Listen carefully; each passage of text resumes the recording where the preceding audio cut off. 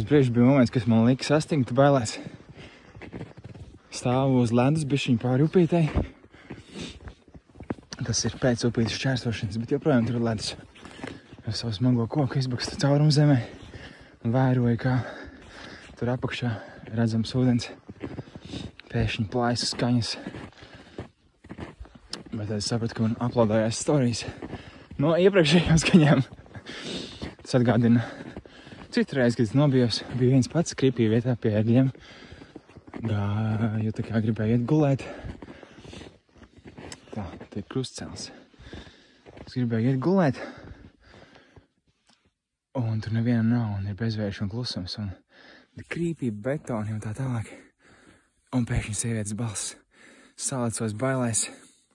Tas bija Endomondo. Tas ir rīktīgs pagājiens, kad ir ziema, un kad ir purvs, vai grāvi, vai upes. Es esmu nogājis laik 10 metrus kopš iepriekšējās vietas, kur filmēju video. Padaust kabatu, nav telefona. Es jau krītu panikā, viss slikts. Esmu viens pats meža vidū, ir nakts un ziema. Ok, ko darīt? Eju atpakaļ. Eju atpakaļ, aptaustu zemi, paskatos apkārt. Aizēju līdz tam galam un atpakaļ. Tagad es iešu tikai vienā virzienā. Otrajā gājienā. Ne, pie otrā gājiena vēl mēs neesam nonākuši. Es esmu šeit un apsveru, cik viss ir slikti. Cik viss ir slikti, man jau tā nav naudas un es nevaru atļauties tagad pazaudēt telefonu. Šajā pat nesaprotu, kā tas viss notika. Es stāvēšu tā baļķi un filmēju pēdējo video. Domāju, varbūt varētu nākamajā dienā braukt meklēt. Bet tā kā man ir lukturīs pa dienu, nekas baigi labāks nebūs. Zvanīt draugam, prasīt metāla detektoru, atzīmēt vietu uz koka, kuru labi es atradīšu citreiz. Braukt vasarā, meklēt. Vienkārši tāpēc, lai būtu miers. Un ko darīt? Ok. Lai tā ir tāda ego nomešana malā, gribās pašam visu atrast, bet es lūdzu Dievam. Lūdzu, lai atrastos, lai kāds man piezvanītu. Bet es saprotu, ka ir augsts ārā. Ir augsts ārā un man baterija bija 45% tajā brīdī, kad telefons bija izskatis no kabatas ārā. Es domāju, ok, es lūdzu Dievam, lai kāds man piezvanītu, jo Siri man neatbild. Es saku, hey Siri, skaļi un mēģinu izteiksmīgi, un nekāds atbildes nav. Ok, vajag, lai kāds piezvanītu. Kurš man zvanīs? Man ir Sabata profils uzlikts, un tur reāli kā 10 cilvēki vai mazāk var tikai man sazvanīt, neviens cits pat tā kā vispār zvani nepienāks. Ok. Jā, es domāju, māmai vajadzētu man piezvanīt. Es piezvanīšu mammai. Es nezinu, vai mamma piezvanīja, laikam nē. Bet, nu ok. Domāju, nu labi, nav ko stāvēt klusumā un gaidīt, ka kāds man zvanīs, jāsāk meklēt. Es aizēju līdz otram galam atpakaļ. Rušinos cauri ar cimdiņiem, tā kā mazais ezītis. Jā. Atnāku atpakaļ, nu nav. Tad es skatos šitien te, skatos pāri. Kā es te vispār nokļuvu? Te pat manu pēdu nav vairāk. Kā tas varēja nodīt? Skatos apkārt. Ok, es gāju tur kaut kādam baļķim pāri. Kaut kādas pēdas tur aiziet tālāk uz dienvidiem. Jā, es jau biju izdomājis veselu sistēmu, kā es tikšu mājās. Jo es aptuveni zinu, kur ir ziemeļi, un tad iešu taisni, tas nekas, kas lapjas kājas. Tumsās gluži nebūtu, man lukturītim vēl kādām 5 stundām varētu būt baterija, tā kā ar to viss ir kārtībā. Bet es apmēram zinu, kā šī vieta izskatās no augšas kartē. Mājās stiktus izdzīvot, nav tik augsts, ziem nakti pārlaista, būtu ok.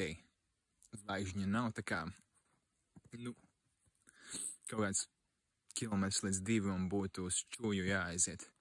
Bez kompasa, bez kartes. Bet tagad atpakaļ pie stāsta. Es esmu šeit. Un ne jau pirmo reizi, bet es skatos zemē. Un es domāju, man telefonam ir melns vāciņš. Tā kā, es viņu probably nemaz neieraudzītu. Es varu vienīgi cerēt, ka viņš būs ar stikliņu uz augšu, lai mans spožais lukturīts atspīdētu.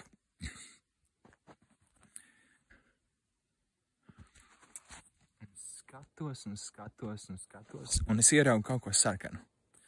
Bet apmēram pudeles korķa lielumā. Tāda metāliska sarkana krāsa.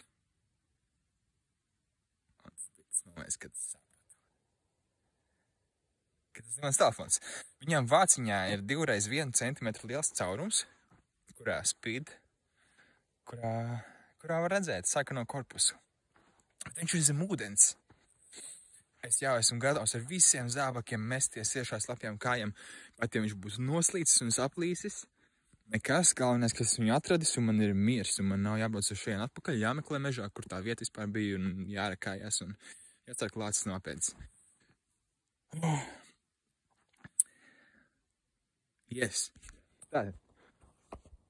Apstaigāju apkārt, jau izmetos, tā gribēju bikses vilkt augšā, vilkt nost, bet, labi, sapratu, ka tur sēklas īstenībā ir.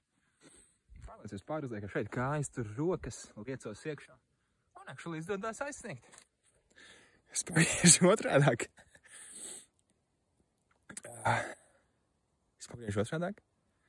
Telefons ir zem ūdens kāds 30 centimetrus. Un viņā strādā kompas joprojām. Izvelku ārā. Un viss strādā. Es tā smējos. So. Un ļoti pateicos Dievam. Šis ir stāsts par to, kā vienatnē tumsā mežā slapjš pārgājiens un izkrits telefons. Šis ir veids, kā atrast prieku, kad social media vairs neremdē. Šis tāds patiesas prieks.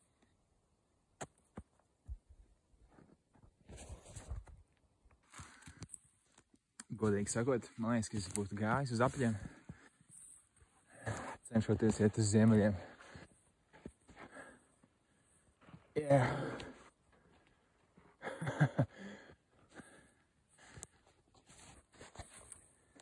Man te ir ideja uztaisīt savu vienam pašam bildi.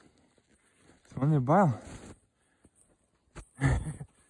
Bail nolikt telefonu un iet pauzēt.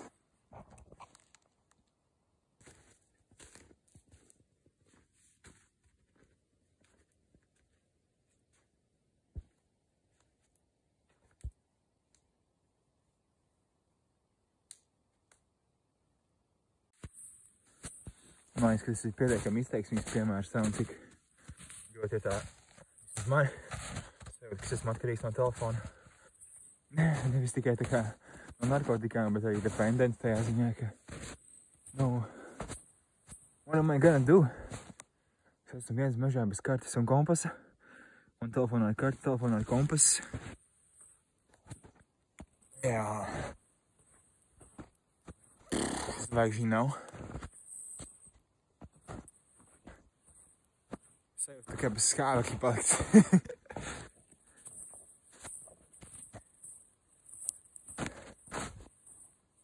Hei.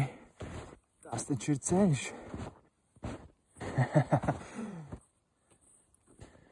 Yeah.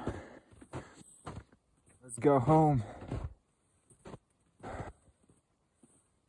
Godīgi sakot, prieks, ka es iegāju mežā. Nevis paspēju uz autobusu